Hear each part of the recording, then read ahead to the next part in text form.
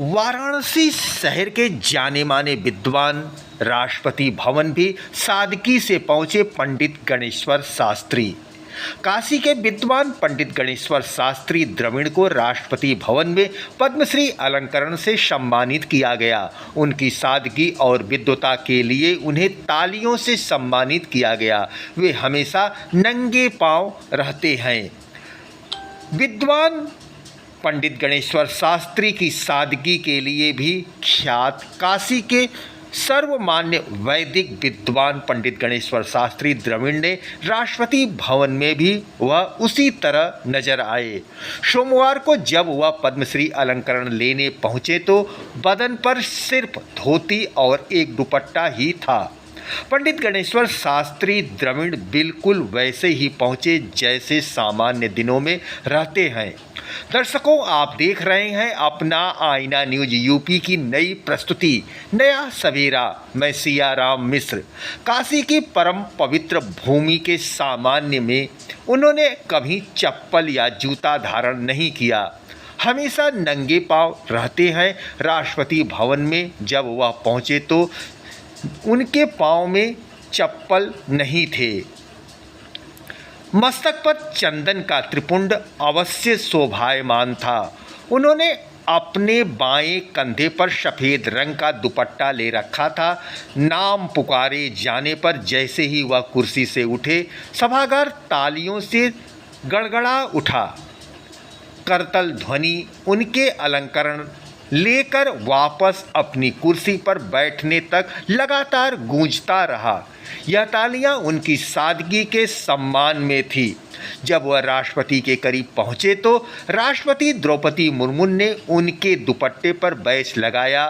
दीर्घा की अग्रिम पंक्ति में गृहमंत्री आदि सभी वरिष्ठ जन, प्रधानमंत्री नरेंद्र मोदी भी अपने संसदीय क्षेत्र के अप्रतिम विद्वान की सादगी को निहारते देखे गए। काशी विद्वत परिषद के अध्यक्ष पद्म भूषण डॉक्टर वशिष्ठ त्रिपाठी, पद्म भूषण डॉक्टर देवी प्रसाद द्विवेदी, अन्नपूर्णा मंदिर के महंत शंकरपुरी, पद्मश्री डॉक्टर राजेश्वर आचार्य, पंडित चंद्रशेखर द्रविड़ घनपाठी, पंडित जय कृष्ण दीक्षित, पंडित बालभद्र बादल, पंडित छड़ानंद पाठक, पंचांगकार पंडित रामेश्वर नाथ ओझा, के वेंकटरम घनपाठी, डॉक्टर गणेश दत्त शास्त्री सहित काशी के अनेक विद्वानों ने सम्मान समारोह का दूरदर्शन पर लाइव देखा। सभी ने एक स्वर में कहा कि आचार्यवर ने अपनी विद्वता से तो प्रभावित किया ही, आज पूरे देश उनकी सादगी का भी मुरीद हो गया है। राष्ट्रपति द्रौपदी मुर्मू ने सोमवार को 71 प्रमुख हस्तियों को पद्म पुरस्कारों से सम्मानित किया। इस साल 25 जनवरी को 76वें गणतंत्र दिवस की पूर्व संध्या पर कुल 139 प्रतिष्ठित व्यक्तियों को देश के नागरिक पुरस्कारों पद्म विभूषण, पद्म भूषण और पद्मश्री के लिए नामित किया गया था। इनमें से 71 को सोमवार को राष्ट्रपति भवन के दरबार हाल में यह पुरस्कार प्रदान किए गए। शेष को शीघ्र ही एक अलग समारोह में यह सम्मान दिए जाएंगे। इंस्टीट्यूट ऑफ गैस्ट्रोएंटरोलॉजी और AIG हॉस्पिटल के अध्यक्ष डी नागेश्वर रेड्डी, वरिष्ठ अभिनेता एवं निदेशक शेखर कपूर, वायलिन वादक लक्ष्मी नारायण सुब्रमण्यम और तेलुगु सुपर स्टार नदमुरी बालकृष्ण सहित कई प्रमुख हस्तियों में शामिल हैं, जिन्हें राष्ट्रपति द्वारा पद्म पुरस्कार प्रदान किए गए। इस मौके पर उपराष्ट्रपति जगदीप धनखड़, प्रधानमंत्री नरेंद्र मोदी, केंद्रीय गृह मंत्री अमित शाह व अन्य उपस्थित रहे। पुरस्कार पाने वालों में 4 को पद्म विभूषण मिला। सुजुकी मरणोपरांत सुब्रमण्यम रेड्डी और मलयालम लेखक एवं फिल्म निदेशक MT वासुदेवन नायर मरणोपरांत शामिल हैं। कुल 10 प्रतिष्ठित व्यक्तियों को पद्म भूषण से सम्मानित किया गया। पद्म भूषण पुरस्कार पाने वालों में केरल से PR श्रीजेल खेल, गुजरात से पंकज पटेल व्यापार और उद्योग, महाराष्ट्र से पंकज उधास मरणोपरांत कला, उत्तर प्रदेश से राम बहादुर राय साहित्य और शिक्षा पत्रकारिता, उत्तर प्रदेश से साध्वी रितंभरा सामाजिक कार्य, तमिलनाडु से यश अजीत कुमार कला, महाराष्ट्र से शेखर कपूर कला, तमिलनाडु से शोभना चंद्र कुमार कला, बिहार से सुशील कुमार मोदी मरणोपरांत सार्वजनिक मामले और संयुक्त राज्य अमेरिका से विनोद धाम विज्ञान और इंजीनियरिंग शामिल है। बिहार के पूर्व मुख्यमंत्री सुशील कुमार मोदी मरणोपरांत को सार्वजनिक क्षेत्र में उनके योगदान के लिए पद्म भूषण से सम्मानित किया गया। मोदी की पत्नी जेसी सुशील मोदी ने राष्ट्रपति द्रौपदी मुर्मू से उस पुरस्कार प्राप्त किया। सुशील मोदी का 7 महीने तक कैंसर से जूझने के बाद 13 मई 2024 को दिल्ली के अखिल भारतीय आयुर्विज्ञान संस्थान में निधन हो गया। वह 72 वर्ष के थे। अपने 3 दशक के राजनीतिक जीवन में मोदी ने बिहार के राजनीतिक माहौल को आकार देने में महत्वपूर्ण भूमिका निभाई। वे विधायक, MLC और लोकसभा और राज्यसभा के सदस्य रहे। 2005 से 2013 तक और फिर 2017 से 2020 तक बिहार के उप मुख्यमंत्री के रूप में कार्य किए। सुजुकी मोटर के पूर्व CEO ओसामू सुजुकी को व्यापार और उद्योग के क्षेत्र में उनके योगदान के लिए मरणोपरांत पद्म विभूषण से सम्मानित किया गया।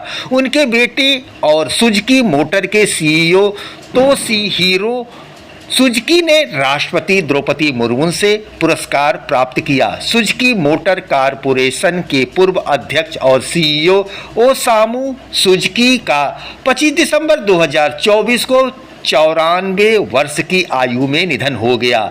सुजुकी ने 1978 से 2021 में 91 वर्ष की आयु में पद छोड़ने तक कंपनी के अध्यक्ष, चेयरमैन और CEO के रूप में काम किया। भारत सहित उभरते बाजारों के लिए कॉम्पैक्ट और किफ़ायती वाहनों पर उनके रणनीति फोकस ने कंपनी को अलग पहचान दिलाई। 30 जनवरी 1930 को मध्य जापान के गीफू प्रांत में जन्मे ओसामू सुजुकी 1958 में इसके संस्थापक परिवार में शादी करने के बाद ऑटो मेकर में शामिल हो गए। दर्शकों, आप देख रहे हैं आईना न्यूज यूपी की नई प्रस्तुति नया सवेरा। देश के सर्वोच्च नागरिक सम्मानों में से एक पद्म पुरस्कार 3 श्रेणियों पद्मश्री, पद्म भूषण और पद्म विभूषण में प्रदान किए जाते हैं। ये पुरस्कार विभिन्न विषयों जैसे कला, सामाजिक कार्य, सार्वजनिक मामले, विज्ञान और इंजीनियरिंग, व्यापार और उद्योग, चिकित्सा और साहित्य आदि में दिए जाते हैं। पद्मश्री पुरस्कार भारत रत्न, पद्म विभूषण और पद्म भूषण के बाद भारतीय गणराज्य का चौथा सर्वोच्च नागरिक पुरस्कार है। प्रत्येक वर्ष गणतंत्र दिवस के अवसर पर पुरस्कारों की घोषणा की जाती है।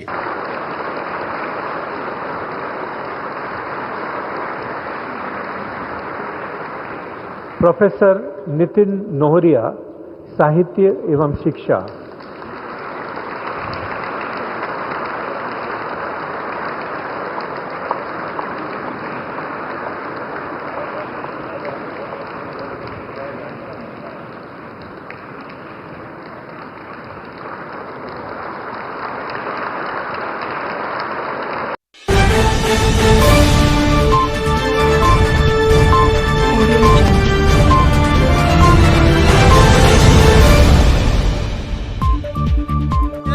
यूपी के चीफ एडिटर सियाराम मिश्र से गणेश्वर शास्त्री जी की एक खास मुलाकात। राष्ट्रपति ने काशी के गणेश्वर शास्त्री द्रविड़ को पद्मश्री दिया। पंडित गणेश्वर शास्त्री ने ही अयोध्या में राम मंदिर के शिलान्यास के लिए दुर्लभतम 32 सेकेंड का सूक्ष्म और श्री रामलला की प्राण प्रतिष्ठा के लिए 84 सेकेंड का श्रेष्ठतम मुहूर्त निकाला। राष्ट्रपति द्रौपदी मुर्मू ने सोमवार को नई दिल्ली में अयोध्या में राम मंदिर के शिलान्यास, रामलला की प्राण प्रतिष्ठा और श्री काशी विश्वनाथ धाम का मुहूर्त निकालने वाले विद्वान पंडित गणेश्वर शास्त्री द्रविड़ को पद्मश्री प्रदान किए।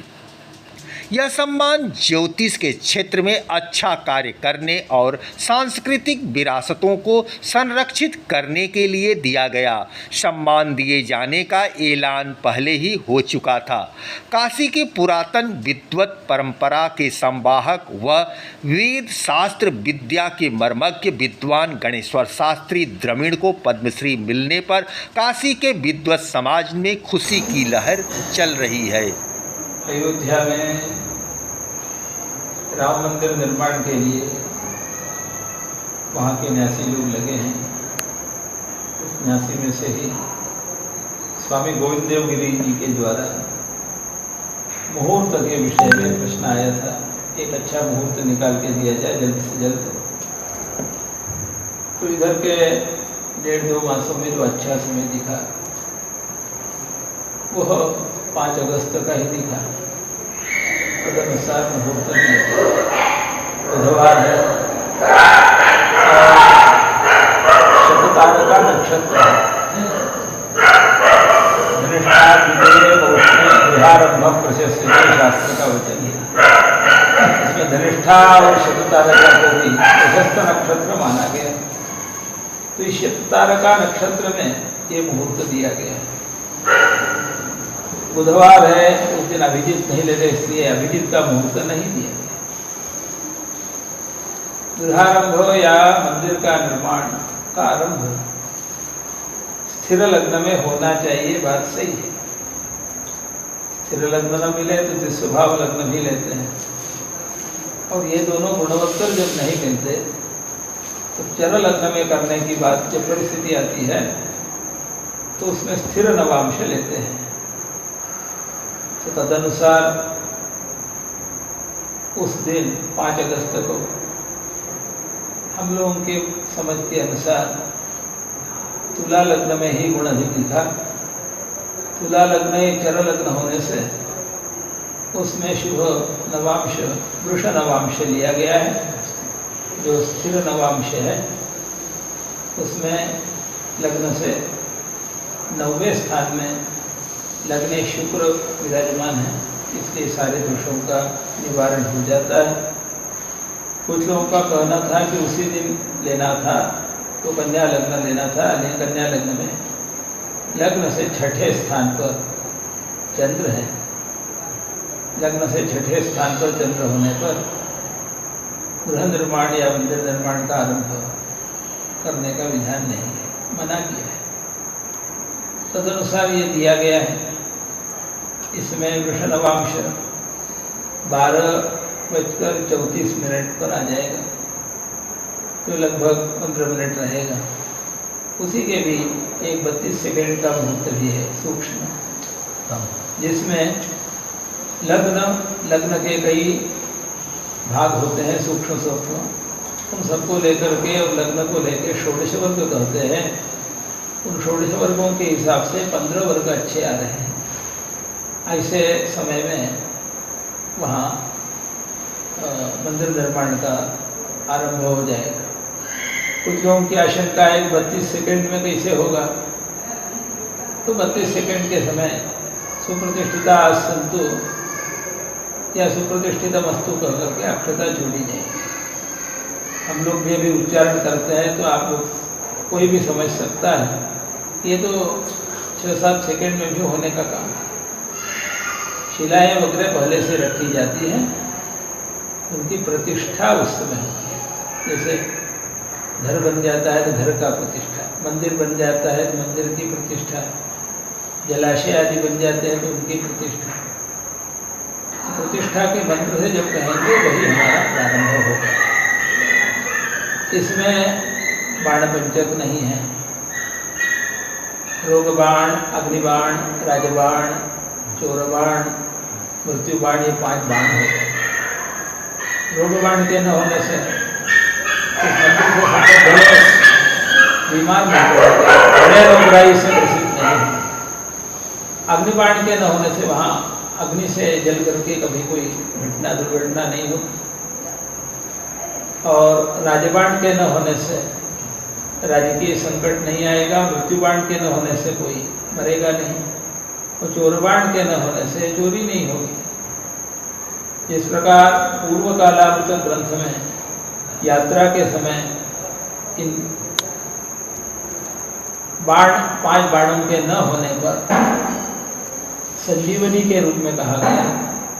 उसी प्रकार इस मंदिर का भी निर्माण जो के लिए जो मुहूर्त दिया गया है उसमें ये बाण पंचक नहीं है, ये विशेषता है उस मुहूर्त में। 16 वर्ग में से 15 वर्ग शुभ मिल रहे हैं, ये विशेषता है। और बाकी सब जो है तो मंदिर का शिला स्थापना होगी, आगे जो कार्य दिखेगा उससे जनता स्वयं ही निश्चित करेगी कि आज जो लोग दुष्प्रचार कर रहे हैं इस मुहूर्त को लेकर, शास्त्र शुद्ध मुहूर्त को दिया गया है, तो समय बताएगा कि तदनुसार मुहूर्त ऐसा दिया गया है कि कार्य शीघ्र से शीघ्र हो और मंदिर सुस्थित हो, स्थिर रहे, वहाँ से अच्छे कार्य हों, अच्छे ढंग से भगवान की सेवा हो और जन कल्याण हो, सबका अच्छा हो, खेल हो। इस दृष्टि से दिया है। कुछ लोगों ने आशंका की थी कि भाद्रपद मास में कैसे दिया गया, तो महाराजा विक्रमादित्य के समय यानी लगभग 2000 साल के पूर्व की बात है, उस समय उनकी राज्यसभा में जो नवरत्न के रूप में 9 विद्वान थे, उनमें से एक थे कालिदास, जिन्होंने वराहमिहिराचार्य आदि के मतानुसार ज्योतिर्विदाभरण ग्रंथ की रचना की है। तो ज्योतिर्विदाभरण ग्रंथ में 16वां अध्याय है गृहारंभाध्याय, उसमें एक श्लोक आया है, उसमें स्पष्ट कहा है कि गंगा और यमुना के बीच का जो क्षेत्र है उसमें पूर्णिमांत मास के अनुसार गृह निर्माण के लिए मुहूर्त लेना, अन्य स्थानों में अमांत मास के अनुसार लेना। तो अयोध्या नगरी गंगा और यमुना इनके बीच में नहीं है। उत्तराखंड में गंगोत्री के स्थान से गंगा चलती है, वो बाईं ओर से आती है। यमुनोत्री के स्थान से यमुना जी चलती है, दाहिनी ओर से चलती हैं। इन दोनों का संगम प्रयाग में हो जाता है, इलाहाबाद में, वहाँ से मिल करके नदियाँ चलती हैं। तो यहाँ शासन से पता लगाया, उन्होंने जो नक्शा भेजा है भारत का, उसमें स्पष्ट है कि गंगा और यमुना के बीच में अयोध्या नहीं आ रही है, गंगा के बाईं ओर अयोध्या आ रही है। इसलिए ज्योतिर्विदाभरण में जो कहा कि गंगा और यमुना के बीच के क्षेत्रों में गृह निर्माण के लिए पूर्णिमांत मास मानना चाहिए। तो ज्योतिर्विदाभरण ग्रंथ के अनुसार यहाँ पर अमांत मास ही लेना है।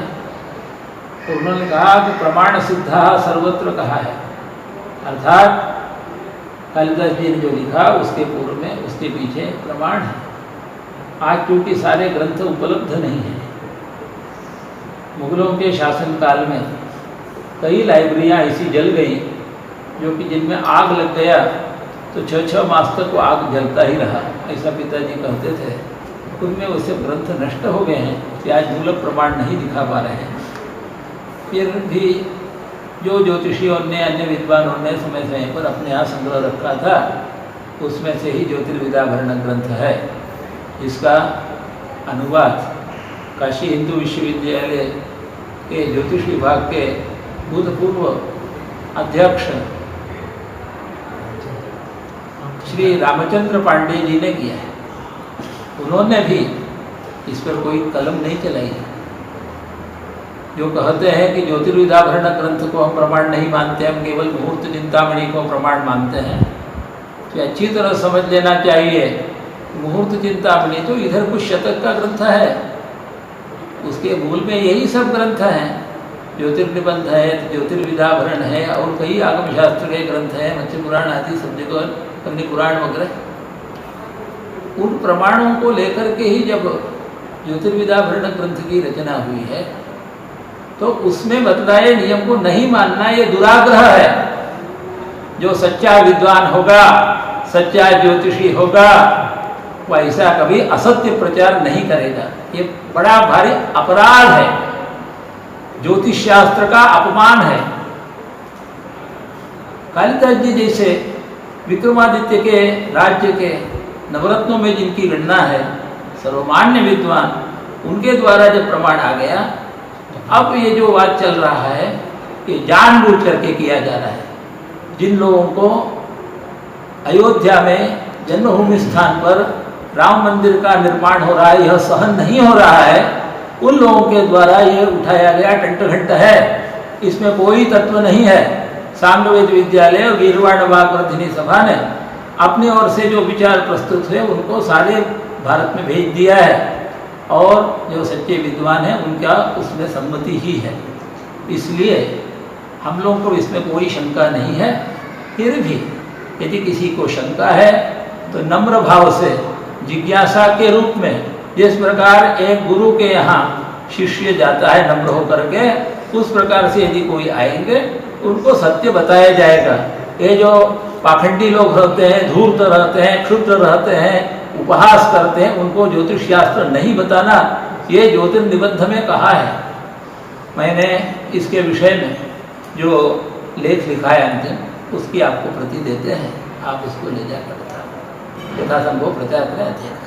धन्यवाद। अभी गणेश्वर शास्त्री गुरुजी महाराज जी ने इतनी सरलता से, सहजता से अपने विचारों को रखा, बताया कि महाराज विक्रमादित्य के समय में नवरत्नों में एक कालिदास जी थे। उन्होंने साफ शब्दों में इन ग्रंथों के अंदर लिखा है कि गंगा या यमुना के मध्य में अगर कोई नगर है तो वहाँ पे चाहे गृह निर्माण हो या मंदिर का निर्माण हो, वो निषेध माना जाता है।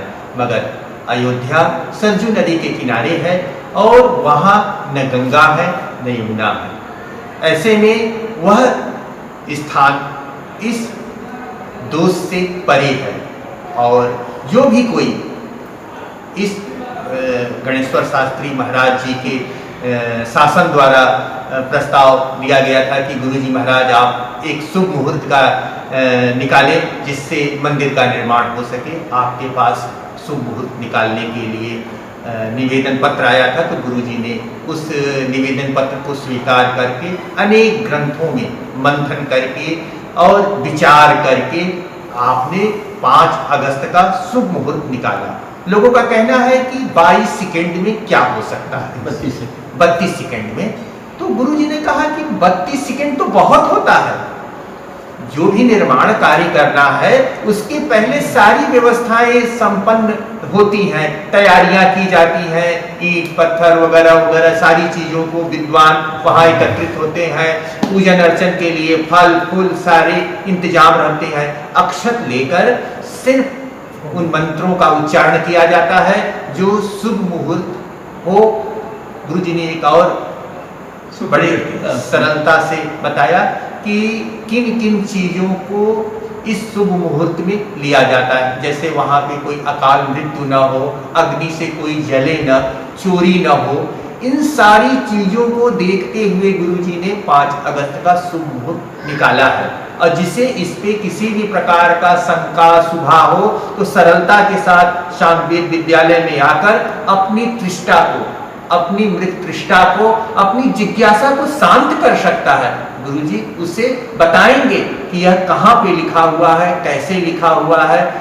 दर्शकों, और थोड़ा सा और जानने के लिए हमारी जिज्ञासा बढ़ गई है कि नेपाल के प्रधानमंत्री जी ने अयोध्या भारत में नहीं है, इसमें गुरुजी आप थोड़ा सा अपना विचार रखें। हमारे ग्रंथों में अयोध्या, मथुरा, माया, काशी, कांची, अवंतिका, पुरी, द्वारावती, जीव, सत्ययिता, मोक्षदायिका है कहा है।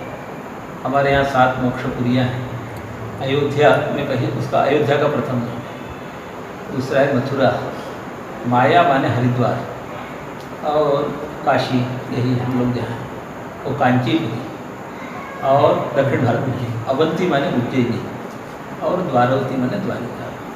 ये 7 नगरियां हैं और इनको हमारी जो एक पूर्व से परंपरा आ रही है, शिष्ट लोगों के, तपस्वियों के, ये सभी लोग, ये जो कौशल देश में अयोध्या बसी है, सरयू नदी के किनारे, इसे ही अयोध्या मान रहे हैं।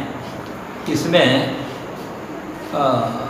नेपाल या अन्य स्थानों का कोई उन लोगों के द्वारा मान्यता नहीं है। और हम लोगों के सबके ऊपर गोस्वामी तुलसीदास जी प्रमाणभूत माने जाते हैं, जो मुगलों के शासनकाल में भी रहे।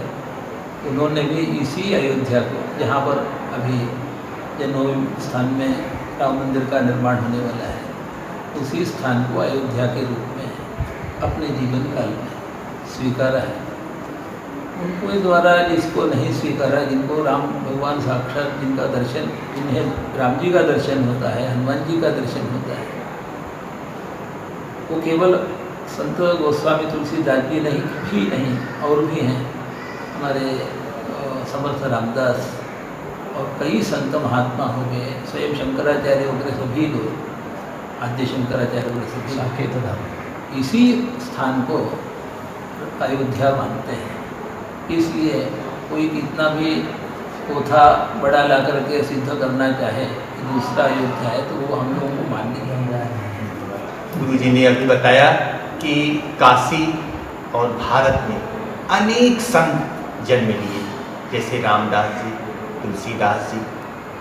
आप लोगों ने अयोध्या को भारत में ही माना है। अयोध्या, मथुरा, काशी, हरिद्वार, ये सारी जगह पवित्रता की दृष्टि से भारत में और यहीं की है। अब समय समाप्त हो रहा है। अगले फिर किसी कार्यक्रम में हम गुरु जी के साथ आपके सम्मुख पुनः उपस्थित होंगे। तब तक के लिए हमें आज्ञा दीजिए। सियाराम मिश्र का नमस्कार स्वीकार करें। नमस्कार।